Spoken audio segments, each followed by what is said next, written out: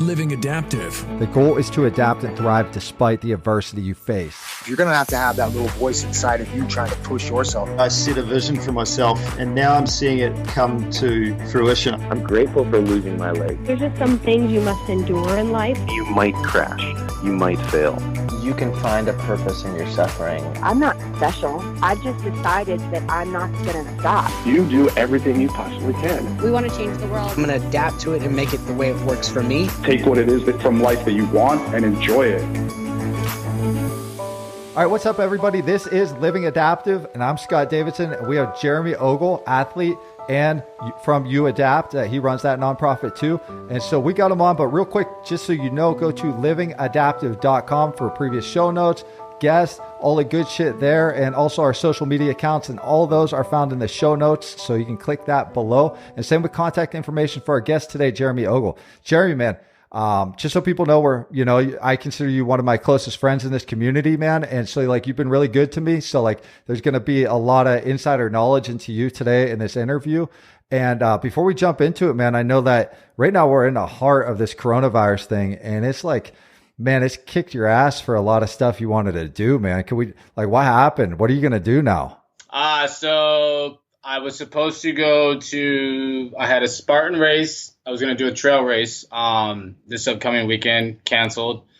I had another Spartan race, the Vegas race. That was going to be OCR type, canceled. Week after that, I had a 200-mile relay race, the Texas Independence Relay in Houston from Gonzales. That's canceled. And then the week after that, I had the Nike Los Angeles Half Marathon, and that's canceled. And as I would imagine, anything else after that, because it's amazing that I had anything lined up 4 weeks out, because that's extremely far for me. But those are all canceled. And then realistically, most likely, Paralympic trials will most likely be canceled. That was set for April.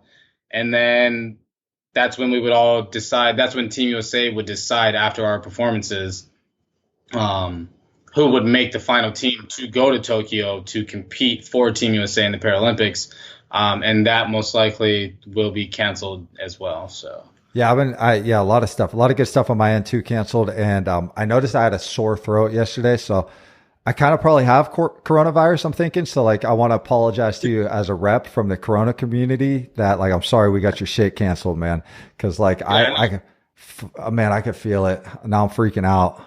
It doesn't bother me. I've been sick since day one. So yeah, it's so messy, man. It sucks. So much good shit's been canceled. So, let's jump right into this, man. We posted out to social media. What questions do you have for you, Jeremy Ogle? What questions do people have for you? And I got a bunch of responses, and they started to stack up, and a lot of stuff overlapped in terms of the questions. And so, we're going to jump right into this and just go through them and fire away. There's going to be a good 15 questions that I've narrowed it to, including my own questions. And just before we get there, man, people need to know you had a story in terms of the adaptive side that they can hear in your previous interview with me and pretty much everywhere else, from, I don't know, PBS to Fox Sports to everywhere. You're everywhere. So go look at that shit for the injury story. But we're going to dive into the first question that's actually prior to your injury. And somebody said, can you ask Jeremy, what was he like prior to accident? What was life like for him? Who was he as a person? I'd say the biggest difference, I've mellowed out a lot more. I've always been an angry person, and I have no problem admitting it. I work every day tirelessly to try and to chill, Yeah. So I want to say everything was black and white to me before. It was either this or it was that. So I was just, I don't know. I've always been in a rush my entire life for no reason. Mm-hmm. I've just always put myself in a rush mentality. So I've always procrastinated too. Mm-hmm. I'm horrible. I lack self-discipline. I have to work really, really, really hard to stay disciplined. And I'll work out hard and I'll do things mentally, physically for like 2-3 weeks straight, and I'll be good. I'll be on record, hitting everything I want to hit. And then this past week, I'll get in a depressive slump and things. I'm just in my head too much. But it's way better now. So honestly, who I am now is who I was before. I'm just more like I'm adding grays into my life now. And I'm learning to let things happen instead of trying to force things to happen. So recently you had some kickback. You speak a lot about mental wellness. Especially you'll talk about the moments of, depression where it gets to the thoughts of suicide and so forth. And some people have like fired back and they've been upset about you speaking about that, but you definitely speak out a bunch about it, man. And so I think this is why the next question happened was, what was your darkest moment and what did you do to leave that darkest moment? I thought that was a really solid question. I think my darkest moment was within my first 3 months post accident. I was a 27-year-old man, single, bachelor. I rode my motorcycle around the country for fun. I got to work on cell phone towers for fun. Everything I did was for fun. It had purpose, but I enjoyed it, Mm-hmm. So I was in love with the life that I had created, and I always have been. So now, while accident happens, you take all that away from me, and now I'm like, what am I supposed to do now? I have a child on the way. I'm going to be a single father from that start, So I just, it's kind of hard to pinpoint a certain thing, but I would say the number one thing was I was, as most parents are, worried how I was going to perform as a parent. You think of all the things that your parents did and that you would like to change, and that's not to say our parents did anything negative. Granted, our parents do things negative, but it's they do things they wish they could have done differently.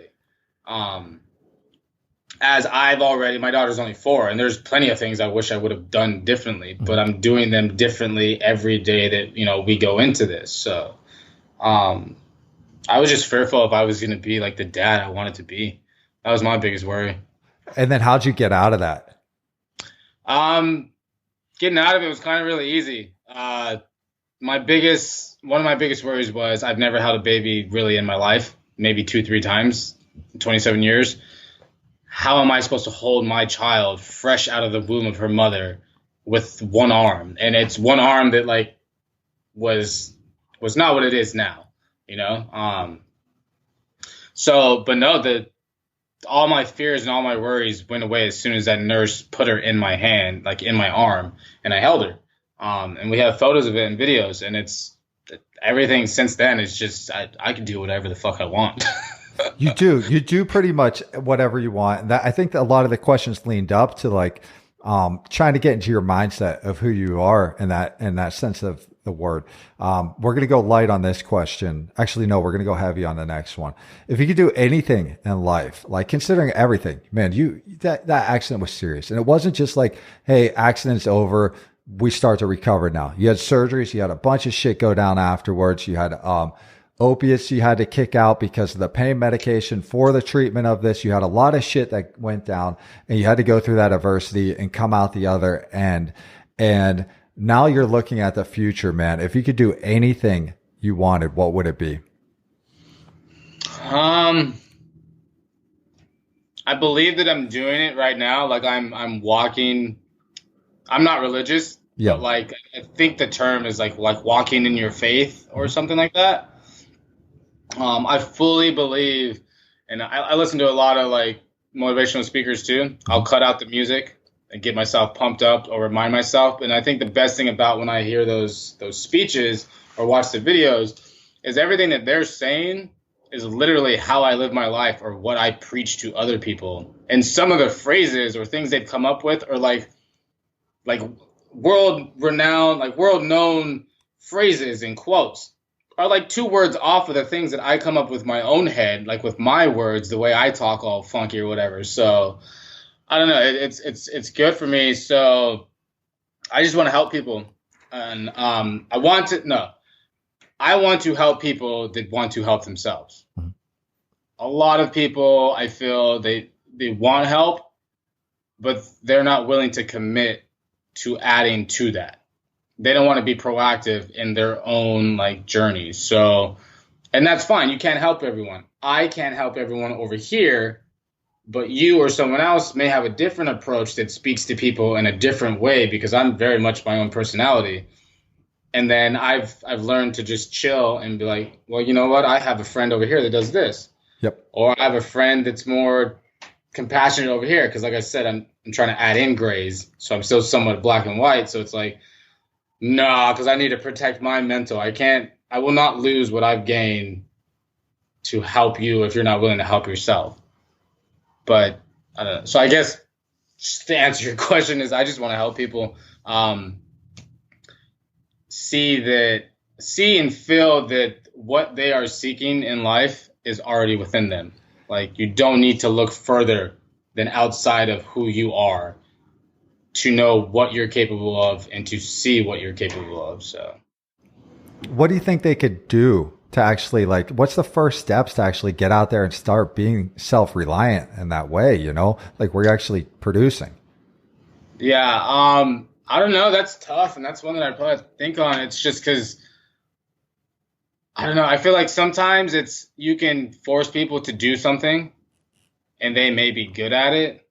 And they may do well at it, but if it's not what they want to do, it's not going to last. It's not going to stick. I think it's just one of those things, like when you know, like something has to like resonate within you, and then you just, you act on it. But until you're willing to act on it, nothing's ever going to change. You can have all the dreams in the world, but until you add action to them, they are just dreams. And that's, like I say, good intentions are nothing without actions. Because you can want to be the best person in the world, but if you're still a piece of shit, then you're a piece of shit. Like, yeah, it doesn't change. Yeah, it doesn't. There's a question for you though, that I had outside of people. It's like, we heard a lot of your story about being a single father. If you watched your recent TV special, I covered you, that segment where it covered you and what you're doing and climbing up Camelback for the 5 billionth goddamn time that week. Dude, you gotta get some new trails. Yeah, you gotta get some new fucking trails, man. And, no, I'm kidding. But like they covered it. But like out of that special, there's a lot of talk about being a single father and competing, because you compete as a professional athlete. And, what did you not get to share? What did not air about being a single father that you would have liked to have kind of shared with the world? What it's like to do all this and still balance that? I want to say there'd be two things that I would touch on. The dark side. Because I like to share as much of my life as possible as I can. Mm-hmm. I also understand I could care less about protecting image, but there are some things that the mass majority of the world are not okay or ready to hear without judging or try to apply some sort of persecution to a person. Like I said, I'm an angry person. So when my daughter acts out at school now, very rarely, but if she does act out, she's taught to protect herself. But if she does something out of character, or if she's trying to be the bully, mm-hmm. I now come home after and I don't yell at her and I talk to her and I try to figure out how I played a part in that, because she is with me 24/7. So if every time she does something bad and I yell at her, whether it's a nice yell or a bad yell, I'm not doing anything. I've learned that I am not doing anything for that situation to make it better or to make the future better. I'm just making her fear getting yelled at. So now it's helping me to realize that I need to talk to her in a better way. And it's going to take a lot because I'm changing programming and I'm breaking cycles, and I'm sure my parents would have liked to break cycles too. And, I'm okay with telling it how it is, but, I also want people to know that, like, I had a great upbringing, I can say I don't want to be like my parents in this way. And some people are going to take it like my parents are horrible. No, my parents weren't horrible. It's just, I don't want to be like my parents in that way. but a lot of the good you see in me is because of my parents. They're each parts. So I wish that it just would have showed more or asked more about like the dark times. But that's not what sells. And it's tricky because you don't know how people are going to play to it. And next thing you know is we talk about some of the dark times. You know, I'm not beating my child, but talk about some of the dark times, you know, and some people will want to call child protective service on you for yelling at your child or for having a moment, you know? Yeah. It's like, we're human, bro. The second part is my family, my aunt, mainly my aunt, you know, not just to single her out or to put her up above anyone, but I would like to put my aunt above anyone because 3 years ago in January, figure of 17, I was told by Team USA reps that I should try sprinting, that I would excel at sprinting. So that's why I chased sprinting down the 100 and 200 and 400 meters, which is why I potentially am invited. Well, which is why I am invited to Team USA trials for the Paralympics. But anyways, I moved in with my aunt. I'm a single father. At that time, I wasn't working, and I lived an hour from any training facility where I would have gotten help. So I moved to Phoenix, more west to Phoenix, and moved in with my aunt, you know? And it's funny now to think about it because we joked about it, but it was like, you know, like you try and I was like, well, how long am I going to live here? And she's like, well, you just keep going after your goals, you know, and I'll help you however I can. So we were laughing, you know, 3 years ago that like this might turn into the Paralympics. Like, I'm like, that's 3 years from now. She's like, so? And it's funny that now 3 years later, I still live with my aunt and she still helps me as much as possible, even though Eloise is in school now. But I have those emails inviting me to Team USA trials. Like, so I don't know. It's just, that's a whole nother thing. But then also I wish, you know, like I could have got to talk more about my aunt and my family because it's not just me. They say it takes a village. Well, I got like 30 different villages. So. Yep. It wasn't, I've noticed that you speak a lot about your aunt too and how important she is to you. And also about like how a lot of people have kept you like focused on don't sell out, man. Don't sell out. Keep going. You get a lot of opportunities to sell out, man. You could sell out for organizations, rep some shit. You know what I mean? What keeps you from just saying, man, I don't need it. And I can just be who I am. Like what keeps you from selling out and having a little extra money or whatever, you know? Money's never moved me. I'm thankful that that's just something that is never like, I've never been moved by money. I know it's, as far as me, it's a tool, it's a currency. And if you give me a 25% off discount from your protein powder with a 10% discount code to give to my friends that I'll make some sort of commission off of, one, I like to know things, and there's no way for me to sit there and know exactly who ordered with my code from the internet, from this and that. So yeah, it's very iffy.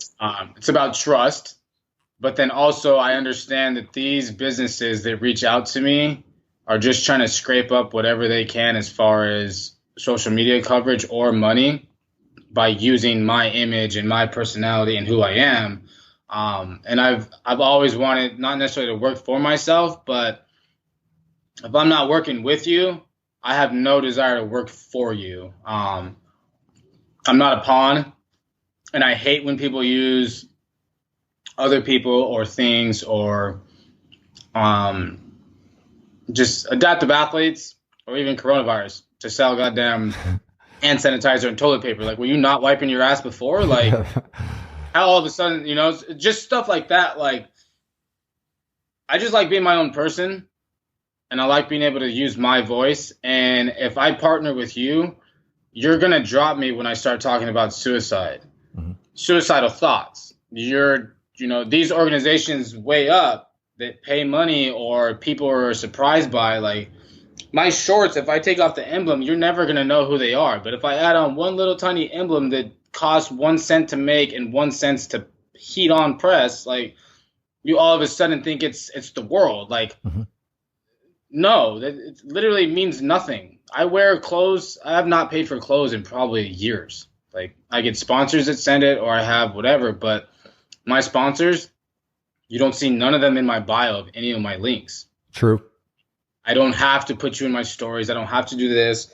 To me, that's just selling out. I like being myself. I like being able to speak what I want to speak about.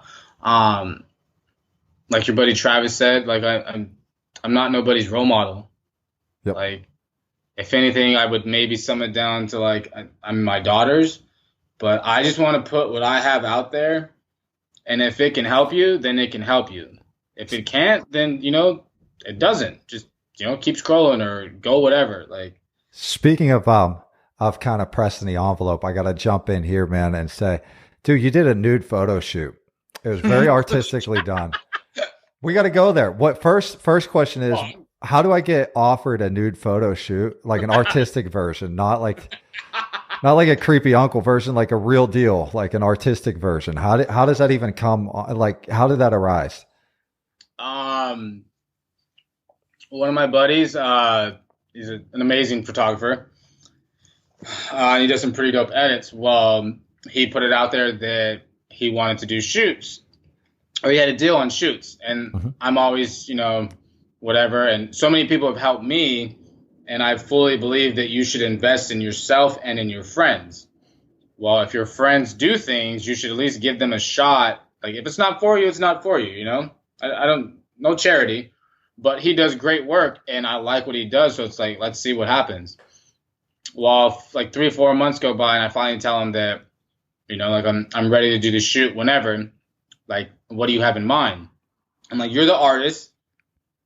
I don't really have any ideas because I'm so broad in everything that I do that we could do anything and it would work. Like, so, and I want to have fun. So I told him, I was like, you're the artist. Like, I'm a firm believer that you should let the artist do what the artist does. Like, because then it's not their creation. Like, I like your mind. I want to see what you want to do with me. He responds back with, he wanted you naked, man. Yeah, he's like, I got this idea of a mannequin's arm and you being naked. And I'm like, fuck it, let's do it. If anybody knows you, that's 100% what you do. Easily. Oh, yeah, I'm like, bro, like I'm 32. I'm a single father. Like, my daughter goes to school. Like, there's kids from my daughter's school and their parents who follow me. Because they'll talk to my daughter and they'll ask her, like, where she went, this and that. And it's, oh, you went here, and oh, you went snowboarding. Like, she's 4. And they're like, oh, she's going to have so much fun. I was like, she's been snowboarding since she was 3. Like, yeah, she's going to have fun. Like, this isn't, like, we do this. Like, we do things. All right, this is a good segue. Actually, I'm going to go back to just real quick. Like, did any parents give you feedback, like your own or from the community? Like, hey, Mr. Ogle, you decided to do a nude photo shoot. What's that about? So one thing that I love about all the parents who follow me and support me through either their own injuries or their children's injuries, they fully support me being who I am 100%. So, but I've gone to camps with kids, and I've done speeches, so, but these parents, like, they don't want someone fake. They want their child to grow up who their child wants to be, like, to be Gotcha. a person, So they fully support anything. And most of the moms are all about it. So, Yeah. I just got that. Yeah, they are for sure. And by the way, if anybody hangs out with Jeremy at events, he's easily one of the more fun, kind of do crazy shit together. It's a good time. But like, let's jump into this though, man. You do go to events. Your daughter did start snowboarding at a young age. You're at a lot of things. Your kid sees a lot of things. And so she's exposed to a lot of pretty intense stories, man, especially in the adaptive community. And so, like, what do you tell her? What do you tell her about this adaptive world? What do you tell her about Dad's arm? What do you tell her about Casey's legs? What do you tell her about, whatever, like, what do you say? As far as me, she's known, she's been, this isn't one of those crazy parent thing where she's been speaking since she was 1 and she's going to be a prodigy or this and that. She's just been speaking since she was almost 1.5. And she's been able to at least repeat and understand that daddy's arm was hurt in a motorcycle accident. In the beginning, it was bike. Daddy fell off his bike, and then, she learned motorcycle. Halloween at 2 years old, before 2 years old, she was chasing a butcher down the street because he had blood on his arms, and then like fake arms and legs hanging from his apron. And she's almost 2 years old, and she's chasing the dude. Yeah. Trying to get my arm back. Like, Dude. So, and honestly, like, I haven't prepped her or anything, as far as all the other people she sees in wheelchairs, missing legs, missing leg, arm, quadriplegics, paraplegics, CP, spina bifida, any of that. Have never once told her anything about it, and she does not ask. She sees them as the people they are, and that's it. So it's, if anything, she sees a cool contraption. She sees a cool wheelchair. She sees a cool leg, but she doesn't, ask her. It's not odd to her. And it kind of goes hand in hand with like that whole racism thing, like we're not taught racism, or you're taught racism. Most people. Yep. So. Yeah, I agree. Like in that realm, it seems like as long as they're kind of like raised around it and understand that it's just, that's the normal, and that's the normal it's going to be. Now that jumps into this next question, man. This one was one that was repeated actually, I think 3 or 4 different times from different people that messaged me, and they asked, like, in some word is pretty close to the idea of like, if you could change anything about the adaptive world, the adaptive community, what would you change? Yeah. I'm just going to watch my followers go down. I know. Oh, God. I can care less either. Just so you know, it's not about your followers, it's about your engagements. Yeah. 100%. Not you. Yeah, no, but 100%. It really is people listening. I would say adaptives selling out. Most adaptives, and it's not even just adaptives. This correlates and coincides with just everyone selling out, because you're not doing anything but diluting and watering things down for the rest of us who are trying to make a change. And it's just you're worth so much more than a 10% discount code, a story share. Like, I'll share your damn story, like, for free. Yeah. So it's just, I don't know. Like, I wish that it was more of an actual, and it is. This just may be some individuals I've run into, but there are a lot of individuals on the top that people praise, for absolutely no good reason.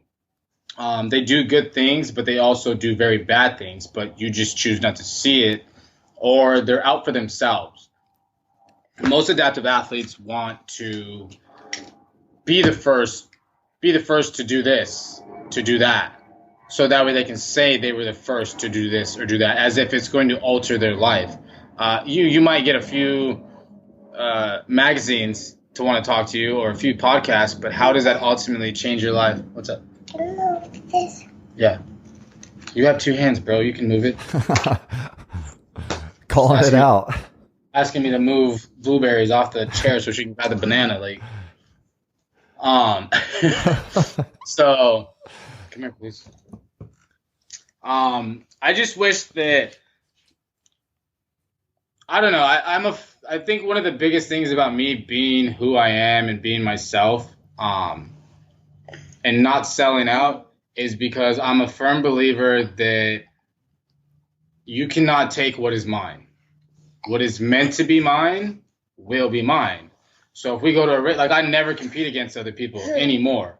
Like, if we go to compete, like, I love competing, and I'm there to do everything I can to make it look like you were just a lottery pick to be here. Mm-hmm.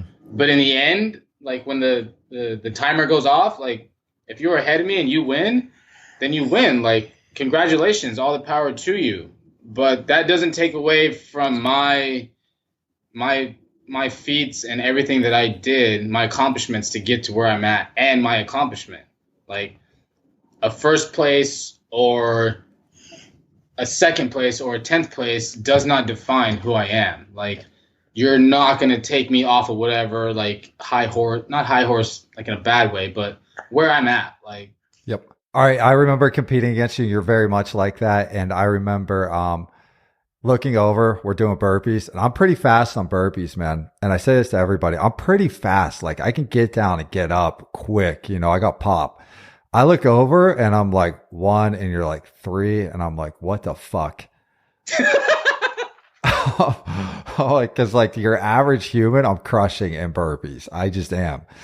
And I was like, Jesus. But yeah, you very much are like all about like, let's get down, let's compete. Then afterwards, everybody's good. You know, that's it. And you very much are about that idea of competing against oneself, which I think in the end is probably the best attitude, especially in this community and the adaptive world that we're in. I think it's helpful, you know, because then you get the chance to boost others and elevate others. The next question is that this one's kind of a simple question, but I guess it does lay credence to the idea of like, of you becoming this good competitor. Is how did you even get into the CrossFit OCR world, running world? Like, when did you say like, this is time, I'm going to be an athlete? I started working out so that way I could hold my daughter for as long as possible. And it was, you know, just a static hold like this. And then one-handed burpees, you know, your arm gets tired, and not burpees, one-handed burps. So much Spartan. Burpees. Yeah. So I started working out at home so that I could be a little bit more self-confident when I went to the gym, because I've never been a confident person in the gym. I'm the guy that walks around, looks at machines, gets scared, and then goes to the treadmill and then just runs for hours. Yeah. And then leaves. So I started working out at home so I could at least get to the strength to where I could, you know, at least lift a barbell. It was like March 21st, 2016, first day in the gym. I got bored after 2 months of conventional, like traditional lifting. So then one day I saw someone doing Murph at a CrossFit gym online, and then I asked her about it, and she said, "Oh, she should come." So I think June 1st would have been like my first day at CrossFit. I loved it. And then 3 weeks later, an event called Rush Club, where they take athletes, and it's kind of like one-on-one CrossFit battles. Where they do adaptive athletes too. It actually just got restarted. So a friend from CrossFit got me to go to that. So June 16th or 17th, 2016, I met Aldridge Logan, Zach Pitbull Rule. Sure. Yep. Vanessa Cantu, and a few other athletes. So I met them there. They asked me, we were in like a workout group the day before the event, and they asked me if I wanted to work out with them. So I was like, hell yeah. Yeah. So did the workout with them. Logan showed me, like, kind of took me under his wing, showed me some trips, tips and trips. So, Then I just started doing CrossFit, and then I started doing adaptive CrossFit. And then within a year from that, I started traveling. I started doing workouts, and then I got into Spartan. Chris Biggs, he's out at the Adaptive Training Foundation. He trained there. He was the class 6, and I was class 7. So I met him there while training through class 7. While towards the end of it, I was supposed to go to a CrossFit comp with Vanessa over in Maryland for Crossroads Adaptive Athletic Alliance. While I decided, I kind of got scared a little, but then it wasn't really my thing. I wasn't too into it. Chris mentioned to me doing the Dallas Spartan Beast, so I bailed on Maryland, and Chris signed me up to do it with him in Operation Enduring Warrior. Yeah, my first ever Spartan was a beast with one arm, but I was invited to by a below-the-knee amputee to go run it with more amputees and fucked up people. So, physically and mentally. More mentally. Yeah, all of us. That's what makes us move. Yep. So I mean, and then from there, like I saw not necessarily what the platform was, but the CrossFit has a very big community, and OCR has a very big community. And I just, I'm always constantly seeking like new homes. I'm a gypsy. My mom, everyone knows it. I'm always on the move. I'm never too long in one place, and I'm never too attached to certain things. And I'm just a minimalist. Like I just like being on the move, and the world's too damn small to be staying in one place. Like, yeah, you never do. There's three more questions I got to get across before we even consider closing up, because like I want to squeeze these in for sure. And it deals with the idea of like, first one is like, if you could go back, like I ask this a lot. I think this is a very pertinent question here though. Like back when the injury happened and back where it was the dark moments, you're now where you are, where everything's going really, really, really well. A lot of things are going really well. And I realize there's dark spots and everything, but like looking at the whole picture and where you came from and so forth, everything's going so good in so many ways. What would you say to yourself, man? What would you say to yourself for people that are in that hole? What would you have said to yourself now if you could go to that hospital room?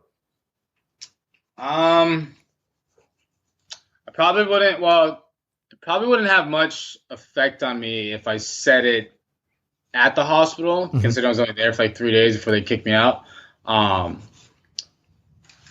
Plus, probably wasn't in the right mental state for any of it to stick. But I would say that probably just number one, there's absolutely no reason to be angry, but it is okay to be angry. To be okay with it, to be okay with what's going on. Let's see. And then just, I don't know, it's to not be angry.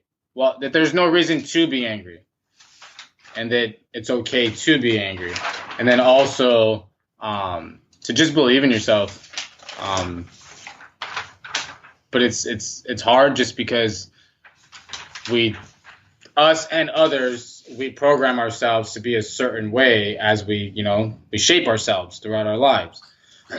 Well, to be 27 years already in one way, to then now have everything I do involving two hands to be taken from you, and so I don't know. Like, I think my biggest one would just to be that it's okay to be angry.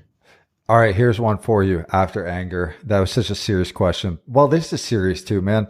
Is like, are you ever going to settle? This was not my question, by the way. This probably comes from your nude. This comes from your nude photo shoot for sure. Somebody liked your nude photo. I think we got a lot of pervs in this world, man, and they need to chill out. They need to not hit my DMs with the messages for you. Like when we put it out there. But they did, I did get a question. I thought this was reasonable. Is that, are you ever going to settle down with like somebody? You know what I mean? Like, are you going to do that? Singular or plural? That's a good question. I mean, we are close to Utah. So, I guess we can do whatever we want. You know what I mean? Like it's, no, I don't stray away from it. I just am very well in tune with what I do not need in my life and what does not work with my life. So trust me, there's plenty of times where like I'll see single moms or I'll just see someone who would fit me well, but it doesn't fit my daughter. So there's no let's shape and mold someone to fit us or to settle and be at like a 80% and be okay with life. I don't want that.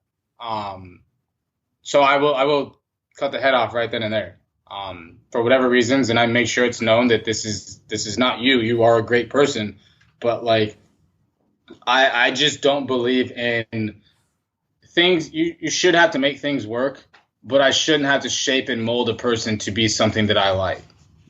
And I'm still going through it so much that a lot of it probably has to do with me too, as far as why like the girls don't work. And it's not like I'm running through girls or partners.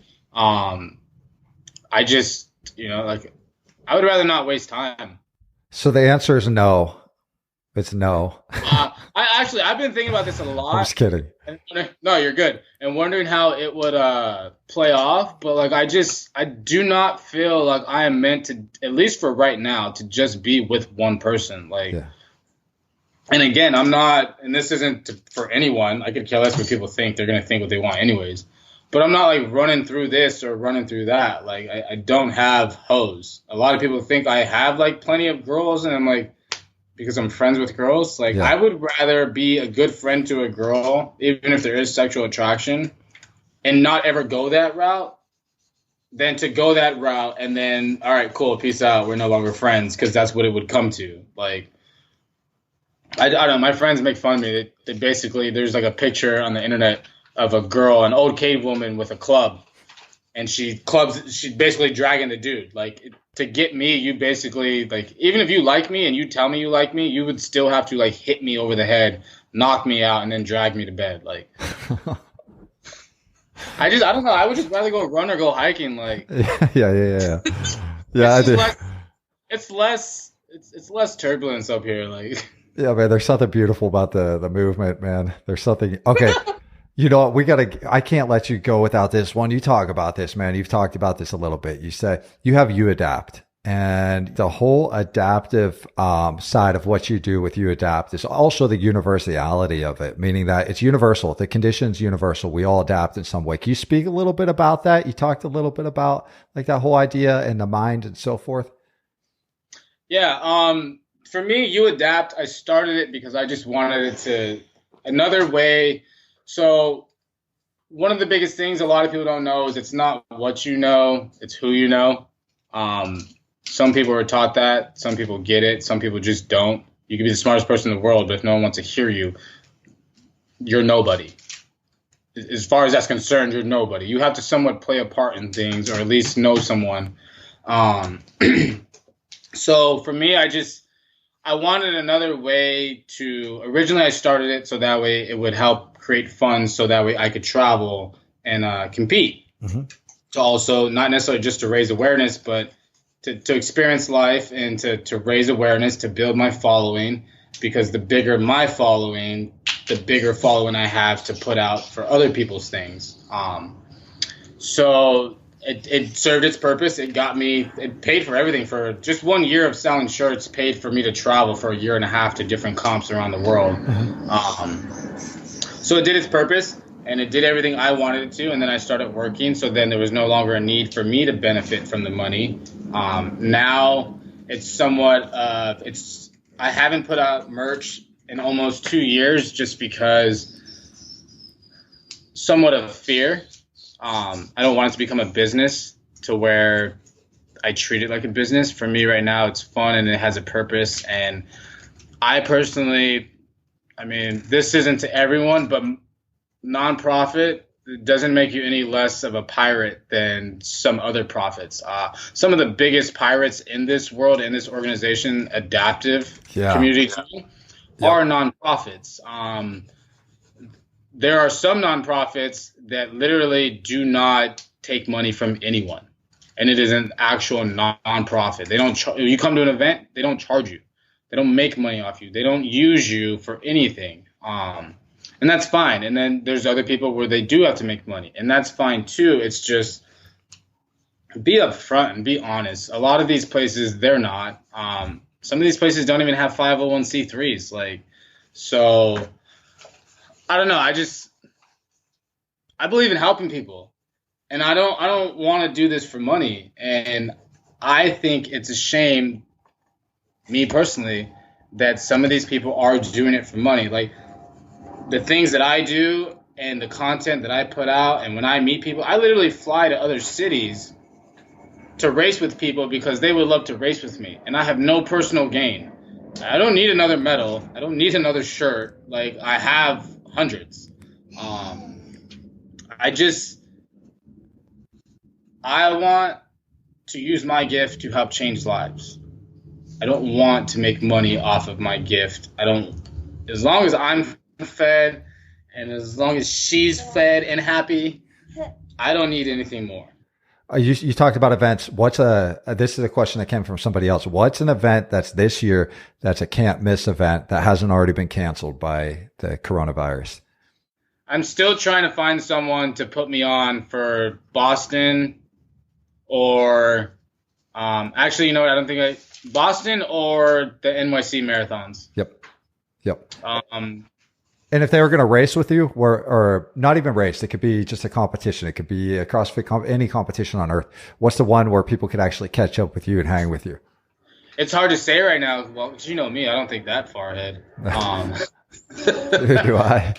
Well, because everything's being canceled, and honestly, I think rightfully so. But everything's being canceled, so I think the only thing that I could say right now is a Tough Mudder event or a Spartan event. Yep. Mid or late. Honestly, if this stuff's still spreading, I would say that a lot of things are going to be shut down until later this year. Yep. Probably midsummer, maybe. Yeah, if we're lucky, because you figure, you know, we're not scientists, but I would imagine heat wouldn't help nothing. Yeah, somebody was like asking me like how my foot bends like degrees, and I'm like, I think 480, and they're like, what? And I'm like, dude, I don't do math, dickhead. Like, you put me on a spot like that. Like, I don't do that. Like this. Yeah, you don't have one of those doctor things. Yeah, come on, man. Like, what kind of question is that, man? Like, what kind of degrees do you get? Like, what? All right. Yeah. Well, to touch back on, if we could, the you adapt thing, that's for everyone. Mm-hmm. Everyone is adaptive. Some people choose to adapt a lot less than others, but everyone is adaptive. And I think that if you were to talk to any adaptive athlete, anyone who is adaptive, not of importance, but like doing things and trying to make a difference, or even just an everyday person who has a challenge, the biggest challenge and obstacle you're ever going to have to deal with in your life is your own mind. Yeah. I don't care if, you know, people tell me they stub their toes and I'm like, and they're like, what do you mean, like you cut off your arm? And I was like, yeah, well, I mean, I've been at the point for 2-3 years where if you stub your toe, I feel more sorry for you than you feel sorry for me. Like, I mean, it's an arm. It's an appendage. It's a limb. It's gone. To me, it's not that big a deal. Everything else is still here. I'm still working. My life is 100 times better now, 1,000 times better now without the arm than it ever was with the arm. My problems are no more worse and no more challenging now than they were before. Being a single dad with one arm, didn't do it with two arms. As far as I'm concerned, I'm not adapting. When it comes to working out, I'm not adapting because I never worked out before. So I'm not having to relearn anything. I'm not having to adapt anything. I do things differently than you, but if you're going to go as far as that, that's to say that girls and guys, when they're working out, girls are adapting to the guys' workout because their requirements, their RX is lower. You know, guys are typically 135, girls are, 95 for CrossFit. So, I don't know. I think we should all just be thankful for our accomplishments and realize that they are accomplishments. You doing a mile in 7 minutes versus me doing it in 5 minutes does not mean anything. Yes, I'm faster if we were to race against each other, but the feat is still here for both of us. Like, I don't know. It's a beautiful message, man. It is. You've kind of carried a lot of us in a lot of ways. I definitely motivated me. I mean, I don't think I would have jumped into OCRs if I didn't talk to you. It was a big motivating factor. I mean, you were a champ in a team, but you'd be a champ in the individual, I believe. And so, like, if you wanted it, like, that's the thing. Do you want it? Like, maybe you're onto something new. Like, you're not confined to one sport, one activity. So, like, it's been really motivating to be around you. And a lot of people point to you as that. So, man, that's a good that you're the light out there. And you use that term, be the light, a lot. And I agree with you, man. So I appreciate you being here. And of course, we're going to have you on. In fact, I'm talking to some people outside, a lot of organizations here in the Western U.S. We're trying to get an episode going of, like, yourself and me and a few others that are involved in this, so we can kind of let people know where we're going to be when this when events start to happen again, so people can catch up, and also just let them know there's options out there. There's options to hang, and so we'll just let everybody know what's going on out there. So, man, I appreciate it though. Thank you. Oh, thank you. Want to say bye, Eloise? Remember, go to livingadaptive.com to find previous episodes, show notes, contacts for guests like this guest, links to social media accounts, and a bunch of other good stuff. So go there. Peace.